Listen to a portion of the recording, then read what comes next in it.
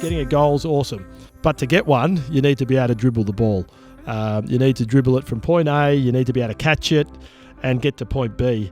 And I think it was at that point, you sit here and you go, hey, if you want to get better at this game and score a goal and, get the celebration or... This is Coach to Coach, where we talk junior basketball coaching in a relaxed, practical way. I'm Jace, and these are your fast break chats. Let's get into it. Our guest today is Joe Reilly. How long have you been coaching, Joe? Currently with the Vermont Vultures for about 5 or 6 years, I'd say. And then prior to that, back about 20 years prior, with Eltham Wildcats as a rep coach. Great. What are you currently coaching? Which age groups? Currently a cohort of under 11 and 13 boys. No experience with girls coaching at this stage, unfortunately.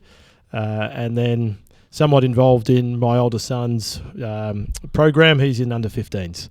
What brings you to coaching, certainly in the more latter years? What brings you here? Yeah, well, I guess for me it was more my kids had an interest in early days at primary school.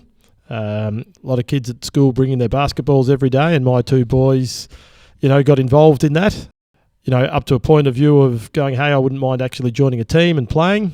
And here with Vermont, I guess they got their first introduction with some school friends, joined a team. The team was looking for a coach, and probably like a lot of parents at the stage, I sort of thought, yeah, maybe if no one else is doing it, I'll give it a go.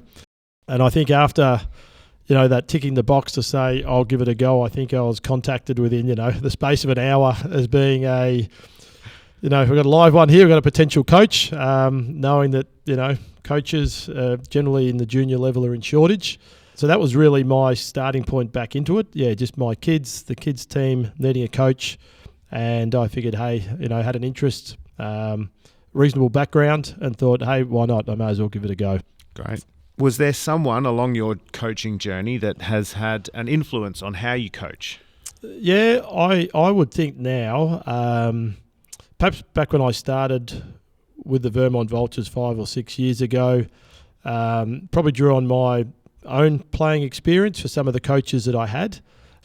Subsequently, since then, my sons have had rep coaches. I've seen different coaches at, Vultures. I've also sort of done a part-time teaching degree myself and seen teachers in action. And I think, as I've got to this stage of coaching, I've probably drawn on a whole number of different people for different, things that I've seen that have worked well, also not worked well, yelling at kids, being aggressive, but also the opposite, trying to be too friendly doesn't seem to work either, and I think just now through, multiple experiences, looking at lots of different people and taking good and bad things from each of those and trying to form that into my own coaching piece. But there's definitely my under 12 and under 14 coach at Eltham was, I recall now, it was very strict. But even now, I think, hey, he taught me a lot and a lot of things that I think are still very relevant in basketball today. Great. Just a casual one. Do you have a favourite professional basketballer? Not current. I guess for me, Larry Bird was always my favourite growing up. Great. I still see some interesting highlights and clips of the current players. I guess still impressed with Steph Curry's shooting. You can sit there and watch that all day, I think. Yep, absolutely. A few of the new younger ones I haven't yet won me over as lifetime fans of their action. So yep. For current generation, not particularly. Lots who I really like watching, but probably still more an 80s and 90s sort of fan. Yep. That's understandable. Today's podcast, we're going to have a bit of a chat about something you consider to be super important for young basketballers, and that is teaching the fundamentals right from the start. Yep. Do you want to talk us through why you think that that's such an important thing, where that inspiration sort of come from? Tell us about why that's an important thing for you. Yeah, yep. I think one of my, I remember back in my son's under 9 team, and I remember there was a boy who was getting a bit upset because he wasn't getting a goal. Or he hadn't got one for a while, and he was almost getting a little bit upset with his teammates. hey, I want to get a goal too. And I remember looking at it going, hey, look, if you can't yet dribble the ball from point A to point B, the chances of you getting a goal are unlikely. You're either hoping to get a rebound or you're relying on a teammate passing it to you with no player on you in the exact right spot. And I think it was at that moment there, it was like, yes, all the kids want to get a goal. I see that. The grandparents come along, everyone's cheering, getting a goal's awesome. But to get one, you need to be able to dribble the ball. You need to dribble it from point A, you need to be able to catch it and get to point B. And I think it was at that point, you sit here and you go, hey, if you want to get better at this game and score a goal and, get the celebration get the Lego voucher from Nan or Mum or Dad or the $5 or whatever, maybe a reward for something, you've got to be able to dribble the ball from point A to point B. You've got to be able to catch it and do those fundamentals. And I think it was at that moment where this boy was asking me, and I felt like, hey, we'll get you one, but you've got to get better at dribbling. We've got to practice. You can practice in the hallway at home. You can practice on the front street. Practice at school. But this was, the real fundamental. And, for me, it was that point that really, as a coach, wanted me to hone in on just fundamental skills. Yep. So what are those fundamental skills that you consider to be the most important? You've mentioned dribbling, obviously, and that's a pretty obvious one. Yes, but I think it's a complicated game. What else is really important right from the start? Yeah, look, I think the dribbling and the footwork, to not travel, to be able to take the ball and step forward in the right way, just from a standing start or from a pass, to me that is the number one things that, for coaching a junior team, whether it's under 8s, under 10s, under 12s, I'm sure whether it's boys or girls, it wouldn't really matter. Teaching good dribbling, left, right, dribbling right hand, dribbling left hand. We just did a drill tonight where it was really about footwork, and if you're going to dribble right hand, the left foot should be the first foot that steps forward. If you're going to dribble left hand, then the right foot should be the first foot that steps forward. And I remember my Eltham Wildcats coach we did drill after drill, memorising that. And I look back now and think how valuable that was to my basketball journey, and now seeing some of the kids I've coached who have mastered that skill, what they're able to go ahead and do.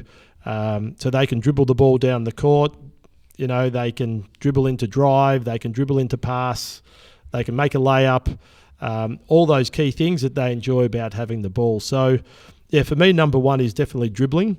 I think the other thing with dribbling that's interesting is that if you've got a confident dribbler, you're actually intimidating as well on the court to the opposition. You can have a player come down handling the ball and you think to yourself, geez, we got to watch out for this guy. I mean, he could be a plonker. And miss the shots. But gee, it's intimidating, I reckon, for the other players to see that confidence. It is almost the opposite way when some good defenders see a boy or girl who are not strong at dribbling, and you're like, smelling blood here. There's a chance for a steal, and if I get a steal, well, hey, I'm a good dribbler. I can go dribble at the other end and get a goal. Absolutely. So I've seen it both ways. Yes, if you're strong at defense and you're a good dribbler yourself, and you can sniff out a steal from a weaker dribbler from the opposition, you'll grab it. Yes. And I think exactly goes the other way. If you're strong yourself, hey, the defense is a lot more cautious, standing back a lot more. It really sets a great player apart from just a good player. Shooting aside. Shooting aside. Yes. So I would even think, even now in the under 12.